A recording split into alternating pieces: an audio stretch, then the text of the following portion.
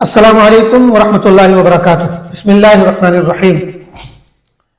ہمارے یہاں ایک بہت ہی بڑا اعتراض یہ بھی کیا جاتا ہے ہمارے فقہاء اور مجتہدین پر کہ ہمارے یہاں فقہاء اور مجتہدین کی شان اور حیثیت وہی ہو گئی ہے جو عیسائیوں اور یہودیوں کے یہاں ان کے علماء اور پادریوں کی تھی، اور جس پر قرآن نے مذمت کی۔ قرآن نے ایک جگہ کہا ہے کہ اتخذوا احبارهم ورهبانهم اربابا من دون اللہ، کہ ان لوگوں نے اپنے راہبوں کو اور اپنے عالموں کو اللہ کے مقابلے میں رب بنا لیا۔ رب کا کام ہے احکام بتانا، رب کا کام ہے شریعت سازی کرنا۔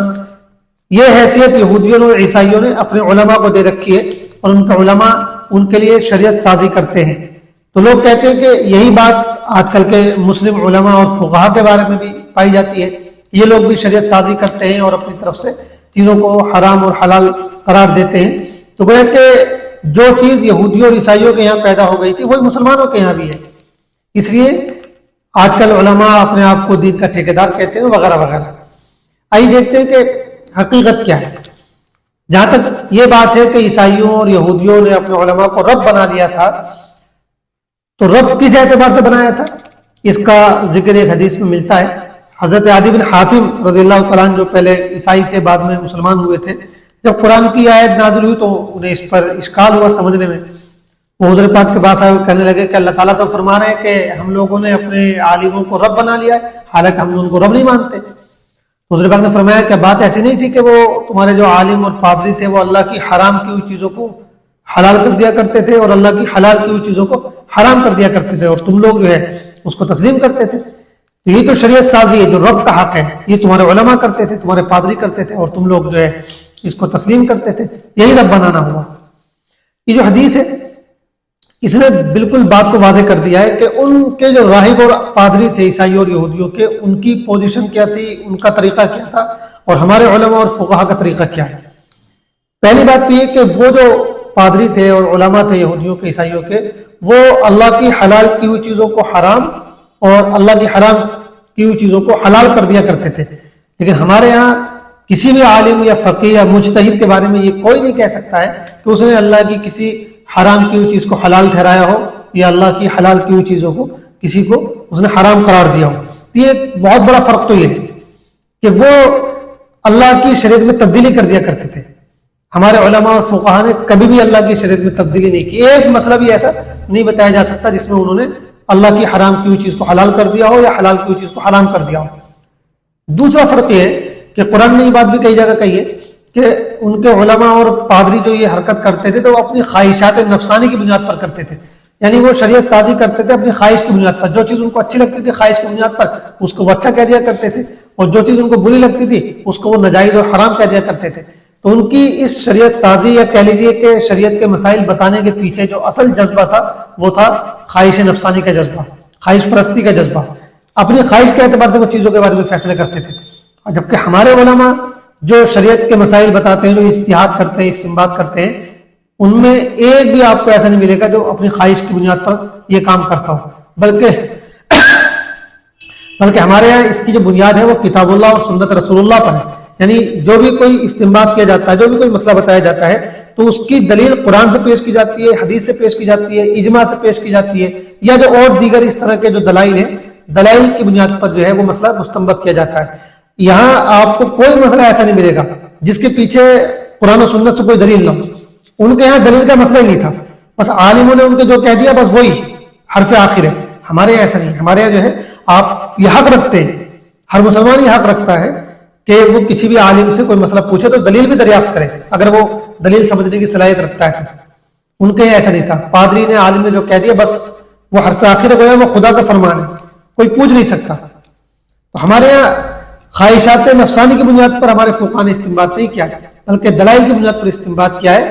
بلکہ اس سے بھی آگے بڑھ کر بات یہ ہے کہ بہت مرتبہ ایسا بھی ہوا ہے کہ وہ مسائل جو ان کی خواہشات کے لیے مشکل تھے اور ان کے لیے مشکلات کا باعث بن سکتے تھے، تب بھی ہمارے فقہاء نے حق بات کہی۔ کتنے ایسے واقعات ہیں، کتنی ایسی مثالیں ہیں کہ اگر ہمارے فقہاء جو ہے اپنی خواہشات کا خیال رکھتے تو وہ بہت ساری تکلیفوں سے بچ سکتے تھے، لیکن انہوں نے اپنی خواہشات کی پرواہ نہیں کی، بلکہ جو حق بات تھی وہ حق بات کہی۔ اس کی وجہ سے ان کے اوپر بہت ساری مصیبتیں بھی آئیں۔ امام مالک رحمۃ اللہ علیہ طلاق مکرہ کے قائل نہیں تھے، لیکن بادشاہ ان سے کہہ رہا تھا، مدینے کا گورنر، کہ تم طلاق مکرہ کا فتویٰ دو کہ وہ ہو جاتی ہے. وہ کہہ رہے تھے کہ نہیں ہوتی ہے، میں کبھی فتویٰ نہیں دے سکتا. اس نے تکلیفیں پہنچائی، کوڑے لگوائے، لیکن آپ نے کبھی بھی اس کی بات نہیں مانی. امام احمد بن حنبل رحمۃ اللہ علیہ، خلق قرآن کا واقعہ بہت مشہور ہے، اور اس طرح کے کتنے واقعات امام ابن تیمیہ، اور پوری ایک ہسٹری اور تاریخ ہے. آپ کو سینکڑوں مثالیں مل جائیں گی جن میں ہمارے علماء نے نہ صرف اپنی خواہشات کے خلاف بلکہ وقت کے حکمرانوں کی خواہشات اور ان کی منشا کے خلاف فتوے دیے جس کو وہ حق سمجھتے تھے، اور اس کے لیے ان کو بہت سی تکلیفیں بھی دی گئی. عیسائیوں کے آپ کو ایک بھی مثال اس طرح کی نہیں ملے گی. یہ ایک بہت بڑا فرق ہے. اور تیسری جو بات ہے سب سے اہم، جو سب سے بنیادی فرق ہے، وہ یہ کہ عیسائی علماء اور پادریوں کے یہاں جو فتویٰ دے دیا جاتا تھا کوئی دوسرا شخص اس پر تنقید نہیں کر سکتا تھا. ہمارے یہاں روایت رہی ہے کہ ہر مفتی، ہر فقیہ، ہر عالم، ہر مجتہد کی رائے پر جو ہے تنقید کی نہ صرف اجازت رہی ہے بلکہ لوگوں نے عملاً ایسا کیا بھی ہے.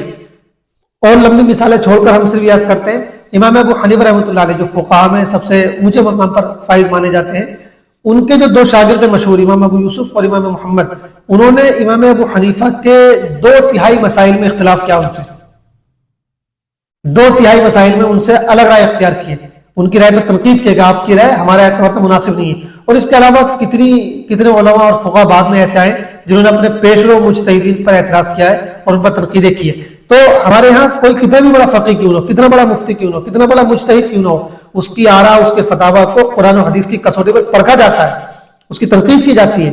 اگر اس سے کہیں غلطی ہوئی ہوتی ہے تو اس کی نشاندہی کی جاتی ہے. اور یہ کام ہر زمانے میں ہوتا رہا ہے. بعد میں ہر زمانے کے علماء نے یہ کام کیا ہے کہ اپنے پیشرو مفتیان اور علماء و فقہاء کے فتاویٰ اور آراء کو انہوں نے جانچا ہے، پرکھا ہے، اور پھر اگر کہیں غلطی تھی تو اس کو واضح کیا ہے. ہر زمانے میں ایسا ہوتا رہا ہے.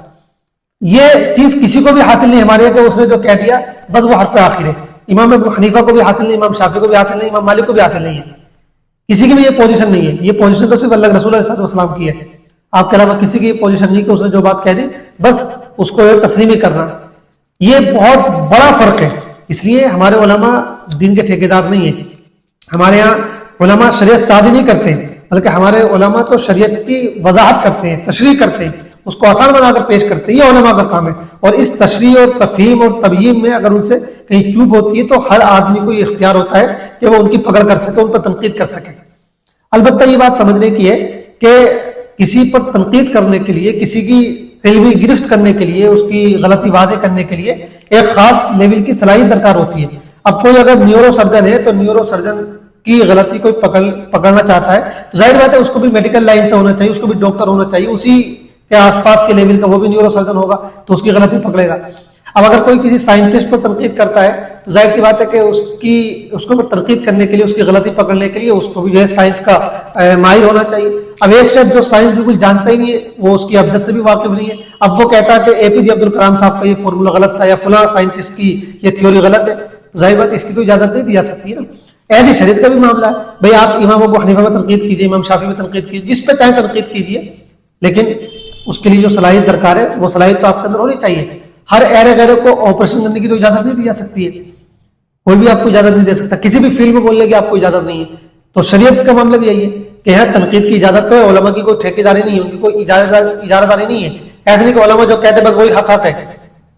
ہر عالم کی بات غلط ہو سکتی ہے اور اس کی صحیح بھی ہو سکتی ہے. تو پرکھنا ہے، جانچنا ہے، لیکن اس کے لیے ایک صلاحیت کی ضرورت ہوتی ہے. اب ہر آدمی ایرا غیرہ نتو خیرہ جو عربی بھی نہیں جانتا ٹھیک سے اور جس سے جو دینی علوم سے کوئی نسبت بھی نہیں رکھتا ہے، اب اگر وہ امام ابو حنیفہ میں تنقید کرنا شروع کر دے گا تو پھر بگاڑ پیدا ہوگا، فساد پیدا ہوگا، پھر جو ہے ظاہر سی بات ہے انتشار بھی پھیلے گا اس وجہ سے. تو یہ ہے بہت بڑی غلط فہمی جس کی طرف ہم نے اشارہ کیا، حالانکہ اس کی کوئی بھی حقیقت نہیں ہے. ہمارے یہاں جو علماء اور فقہاء ہیں ان کا معاملہ بالکل الگ ہے. اور پھر ان سب سے ہٹ کر اگر آپ دیکھیں تو ہمارے علماء اور فقہاء کی جو زندگی رہی ہے، اکثر کی ہم بات کر رہے ہیں، جن کو ہم مقتدی مانتے ہیں، جن کی پیروی کی جاتی ہے، ان کو فالو کیا جاتا ہے، ان کی آپ زندگی کو پڑھیے تو اس میں کتنی خدا ترسی، حضور پاک علیہ السلام کی سنتوں اور آپ کے طریقے سے کتنا عشق، حضور پاک کی کیسی محبت ان کے یہاں پائی جاتی تھی. حتیٰ کہ وہ مسائل تو بیان کر دیا کرتے تھے لیکن یہ بھی کہہ دیا کرتے تھے کہ بھائی یہ ہماری رائے ہے، ہم نے غور کر کے اجتہاد کر کے یہ رائے اختیار کی ہے. اگر کبھی ہماری رائے کسی کو غلط لگے اور کوئی صحیح حدیث اس کے سامنے آ جائے تو ہماری رائے کو ٹھوکر مار دینا، دیوار پر مار دینا اور حضور پاک علیہ السلام کی حدیث کو اختیار کرنا. تو یہ ہمارے علماء کی شان رہی ہے. وہ ہمیشہ اللہ سے ڈرتے تھے، آخرت کی فکر رہتی تھی، سنتوں کا عشق تھا، حدیثوں کا عشق تھا، حضور پاک علیہ السلام کی بے پناہ محبت تھی، پھر وہ یہ کام کرتے تھے۔ کوئی بھی آپ کو ایسا فقیہ اور مجتہد نہیں ملے گا جس کو امت نے فقیہ اور مجتہد مانا ہے، جو آوارہ رہا ہو، جو شراب نوشی کرتا رہا ہو، جو ہے الٹے سیدھے اعمال میں ملوث رہا ہو، ان لوگوں نے اس کو مقتدی مان لیا ہو۔ ایک بھی آپ کو مثال نہیں مل سکتی ہے۔ اور عیسائیوں اور یہودیوں کے یہاں پہ ایسی بہت سی چیزیں تھیں کہ ان کا علماء دنیا کی محبت میں گرفتار تھے، گناہوں میں گرفتار تھے، اور خواہشات نفسانی کے پیروکار تھے، اور پھر وہ اپنی مرضی سے یہ سب کام کیا کرتے تھے۔ تو ایک زمین و آسمان کا فرق ہے ہمارے یہاں فقہاء اور مجتہدین میں اور عیسائی علماء کے درمیان میں۔ امید ہے کہ یہ جو اشکال یا غلط فہمی پیش کی جاتی ہے وہ واضح ہوئی ہوگی۔ یہ جو تفصیلات ہیں یہ ہم نے ہمارے جو اکیڈمی کے بانی تھے مولانا محمد غزالی ندوی رحمۃ اللہ علیہ، ان کا ایک مضمون تھا، اس پر انہوں نے اس مضمون میں جو ہے اس پہلو کو ڈسکس کیا ہے، اسی کی روشنی میں یہ معروضات پیش کیے ہیں۔ اللہ تعالیٰ ہم کو صحیح بات سمجھنے کی اور دوسروں تک صحیح بات پہنچانے کی توفیق عطا فرمائے، آمین۔ والسلام علیکم ورحمۃ اللہ وبرکاتہ۔